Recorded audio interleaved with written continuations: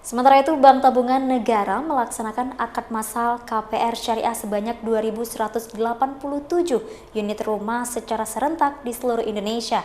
Akad ini sebagai komitmen BTN agar masyarakat yang berpendapatan rendah serta kaum milenial bisa mendapatkan hunian yang layak. PT Bank Tabungan Negara Persero atau Bank BTN kembali menggelar akad massal KPR Syariah tahun 2023. Akad massal secara nasional serentak ini berlangsung di Provinsi Aceh. Akad massal serentak KPR Syariah yang dilaksanakan ini merupakan salah satu komitmen BTN untuk terus menyalurkan KPR bersubsidi agar masyarakat yang berpenghasilan rendah dan kaum milenial bisa mendapatkan hunian yang layak. Adapun jumlah akad massal KPR Syariah yang dilaksanakan ini diikuti oleh 33 kantor cabang dengan jumlah rumah sebanyak 2.187 unit, terdiri dari 1.779 rumah subsidi serta 364 rumah non-subsidi.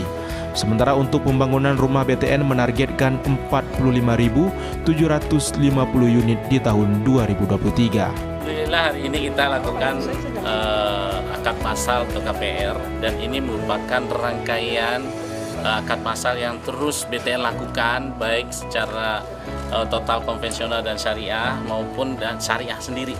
Nah ini saat ini kita lakukan khusus syariah di Aceh ya, karena nggak mungkin juga kita lakukan konven di Aceh karena dengan konon itu wajib untuk syariah. Dan alhamdulillah untuk di Aceh sendiri, Bank BTN itu tidak hanya dari sisi KPR yang kita support, tapi juga dari sisi developersnya, baik itu pembiayaan untuk basah lahan maupun untuk konstruksi, gitu ya.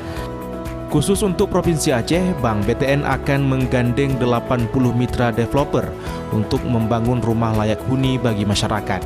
Dan ini akan berjalan jika didukung oleh pemerintah daerah dari sisi perizinan dan penyediaan lahan.